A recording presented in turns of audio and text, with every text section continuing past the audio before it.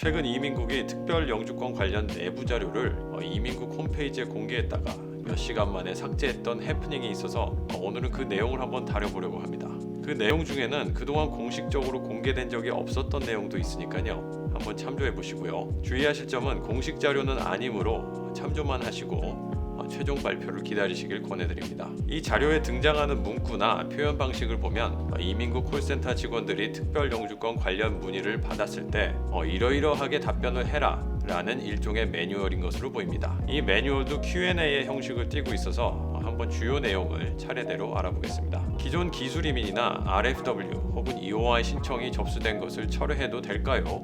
라는 물음에는 그런 경우 특별 영주권이 승인된 후 철회하는 걸 권한다고 합니다. 기준일은 2021년 9월 29일 당시 지원 자격이 주어지는 워크비자 소지자였으나 고용 해지가 된 상태였으며 새로 직장도 못 찾았고 조건 변경 신청이나 신규 워크비자도 신청도 안 한 상태였는데 지원 자격이 있나요? 라는 질문에는 아직 그 부분은 확정된 게 없어서 전체 내용이 나올 때까지 기다리라고 합니다. 기준일 당시 신규 워크비자 신청은 아니고 조건 변경 혹은 재심이 진행 중이었는데요. 만일 이게 승인되면 특별 영주권 신청 자격이 있을까요? 라는 질문에는 지원 자격에 해당이 될 수 있는 것으로 알고 있으며 최종적인 내용을 최대한 빨리 컨펌하겠다고 합니다. 기준일 당시 조건을 충족했으나 그 후 상황이 변하는 경우, 예를 들어 페이가 다운되거나 부족 리스트가 아닌 직장으로 이직하거나 워크비자를 상실하는 경우 여전히 지원 자격이 있는지에 대한 질문은 이 부분에는 아직 확정적인 내용을 기다리고 있다고 합니다. 기준일 당시 레벨 4 록다운으로 인해 일시적으로 시급 27불 미만이었다면 지원 자격이 있는지에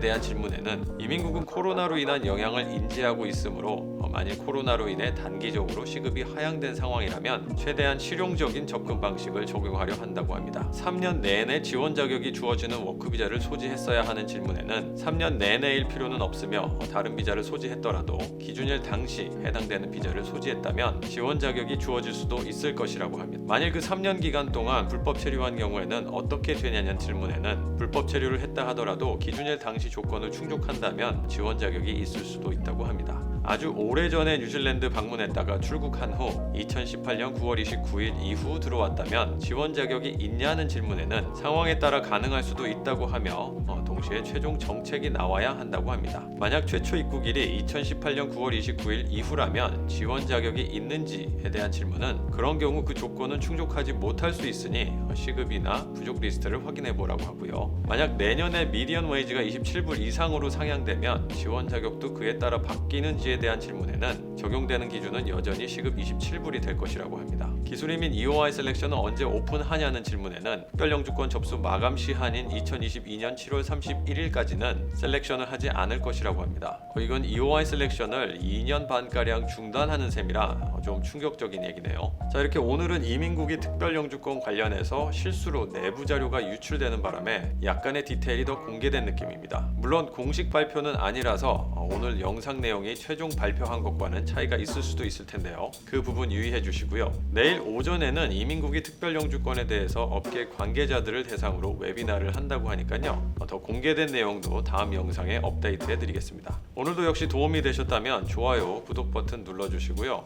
또 다음 시간에 뵙겠습니다. 감사합니다.